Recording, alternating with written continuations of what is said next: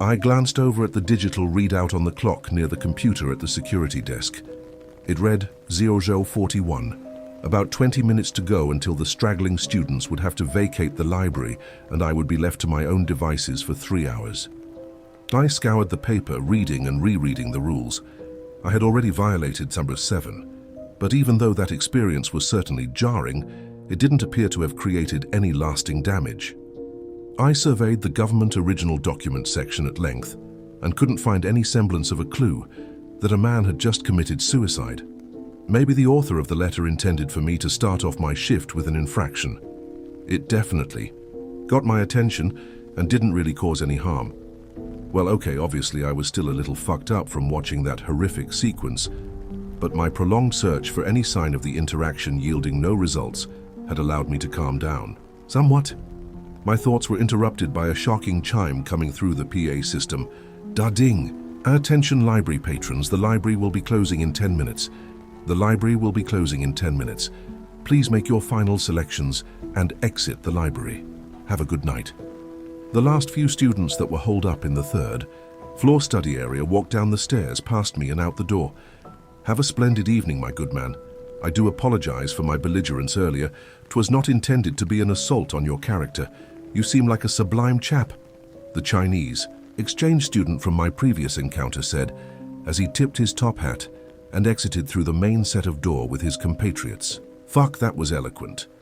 With the holdouts having all trickled out from the massive interior of the library, I was all alone in the gargantuan building. Or so I hoped. I took a shaky breath and walked away from the desk to begin my first perimeter sweep of the library. I started in the basement. The basement has a network of corridors that are not utilized by the student body or the general public, and are mostly only frequented by library staff. These hallways compose a pretty complex labyrinth of pathways that I certainly hadn't mastered yet. The hallways had sharp, biting angles and accordingly had hallway safety mirrors in the upper corner of the ceiling. I know that they had saved me from bumping into another staff member who was coming the opposite direction a few times earlier that evening. I approached the first sharp turn in the network of hallways and my eyes instinctually gravitated upwards. The advice of the letter came back to me just in time. Rule number 1. Never look at the hallway safety mirrors in the basement corridor. Keep your eyes low and walk swiftly. I averted my eyes back down to the floor and turned the corner briskly. The coast was clear. No big deal, I thought. I continued walking deeper into the heart of the basement. Some important background information about the composition of the basement is that most library staff members will never actually lay eyes on the majority of the floor. The staff hallways exist on the periphery of a massive area that is closed, off to everyone but the most privileged security personnel. This portion of the basement belonged to the State Historical Society and was well fortified. No one that I knew had ever actually entered into that portion of the basement.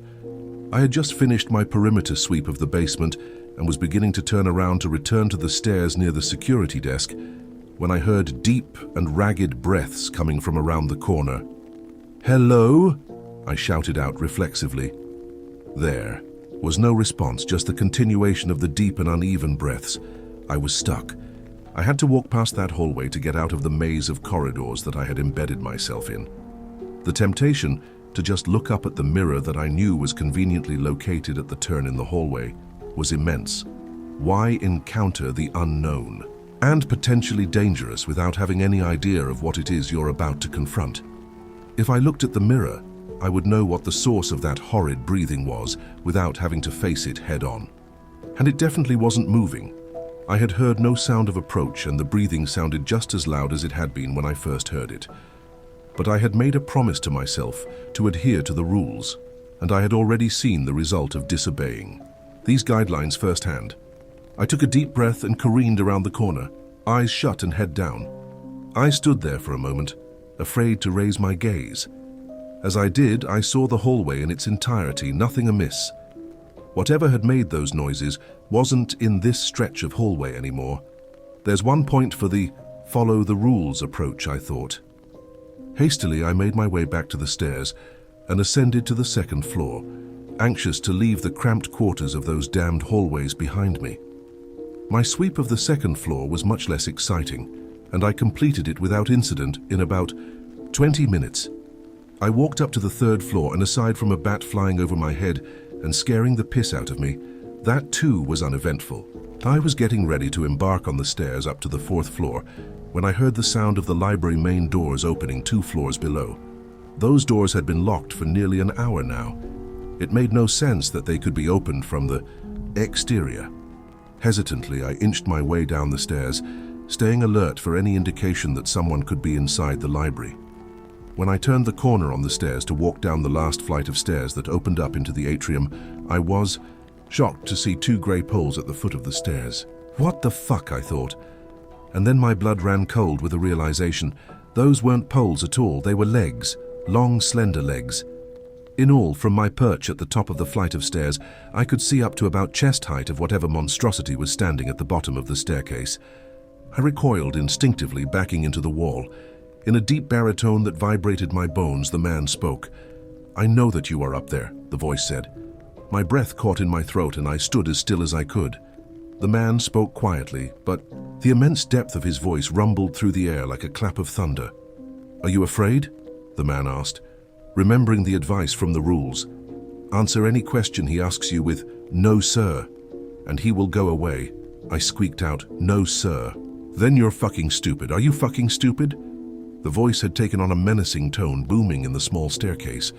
"No, sir," I said as confidently as I could. "Would you like to see my face?" the man asked. "No, sir," I replied. The man stood motionless for a few more moments. Blood had begun to stain the upper reaches of his visible clothing, turning his grey suit a deep crimson. I watched thick, wet drops roll off of his sleeves and past his long, bony fingers as they plopped onto the linoleum. A few more seconds went by, and the man abruptly turned around and strolled away from the stairs. I checked my watch. 3:03 a.m.